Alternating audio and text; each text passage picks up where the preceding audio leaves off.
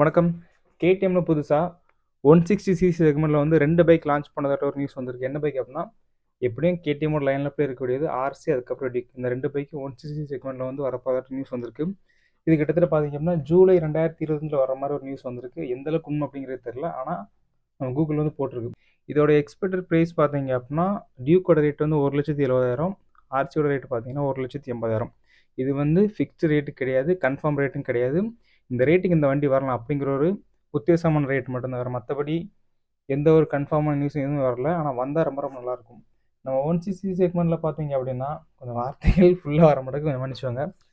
இந்த செக்மெண்ட்டில் பார்த்தீங்க அப்படின்னா Yamaha R15 அதுக்கப்புறம் NT150 இந்த பைக் மட்டும்தான் டாமினேட் பண்ணி வண்டி சேல்ஸ் பண்ணிகிட்டு இருக்காங்க. மற்றபடி வேறு பைக் இல்லையான்னு கேட்டிங்க அப்படின்னா Yamahaவோட பிளாட்ஃபார்ம் வேறு, மற்றபடி சுசுகி ஜிக்ஸரோட பிளாட்ஃபார்ம் வேறு. அது வந்து ஒரு ஏர் கூல்ட் இன்ஜின், இது அப்படி கிடையாது, பெர்ஃபார்மன்ஸ் இன்ஜின். அப்படிங்கும்போது அதுக்கு போட்டியாக என்ன பைக் வருது அப்படின்னா கண்டிப்பாக கேடிஎம்ல இருக்கக்கூடிய பைக் தான் வேறு. மற்றபடி NS 160 இருக்கட்டும், அப்பாச்சி 160 இருக்கட்டும், அதுக்கப்புறம் சுசுகி ஜிக்ஸர் 150, இது எல்லாம் அதுக்கு காம்படிட்டரே கிடையாது. இது காம்படிட்டர் பார்த்தீங்க அப்படின்னா வேறு, இது செக்மெண்ட்டே வேறு.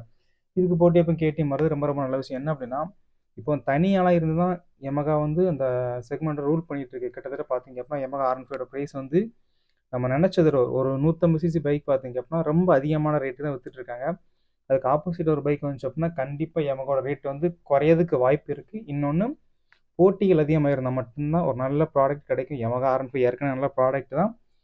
நம்மளுக்கு புதுசாக பார்த்தீங்கன்னா நல்ல ரேட்டுக்கு, அதாவது இதோட கொஞ்சம் கம்மியாக ரேட்டுக்கு கிடைக்கலாம் வாய்ப்பு இருக்குது. வேறு மற்றபடி பெருசாக இந்த வண்டிக்கு அந்த வண்டிக்கு கம்பேர் பண்ணி பார்த்தாச்சு அப்படின்னா கண்டிப்பாக கேடிஎம் ப்ராடக்ட் நல்லா இருக்குதுன்னு. அதை விட R15 பார்த்தீங்க அப்படின்னா ரிலேபிளாக இருக்கும். நம்ம கேடிஎம்மோட கம்பேர் பண்ணும்போது Yamaha ப்ராடக்ட் பார்த்தீங்க அப்படின்னா ரொம்ப ஒரு வெல் ரிஃபைண்டாக இருக்கக்கூடிய பைக் தான் Yamahaவோட பைக்.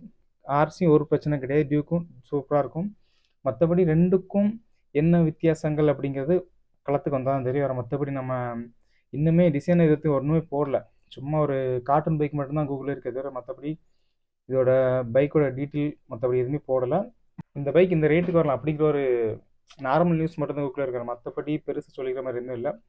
இன்னொரு நல்ல விஷயம் என்ன அப்படின்னா இந்த மாதிரி செக்மெண்ட் வந்து ஹோண்டாவும் கொண்டு வரலாம், சுசுகியும் கொண்டு வரலாம். சுசுகியில் பார்த்தீங்க அப்படின்னா ஏற்கனவே ஃபாரின் கண்ட்ரியில் பார்த்தீங்கன்னா Yamahaக்கு காம்பீட்டர் நிறைய பைக் இருக்குது. சுசுகியில் இருக்குது, ஹோண்டாவில் இருக்குது, எப்ரிலில் இருக்குது, இந்த மாதிரி நிறைய பைக்குகள் இருக்குது. ஆனால் இந்தியன் கண்ட்ரிக்கு மட்டும்தான் Yamaha மட்டும்தான் டாமினேட் பண்ணிகிட்டு இருக்கு.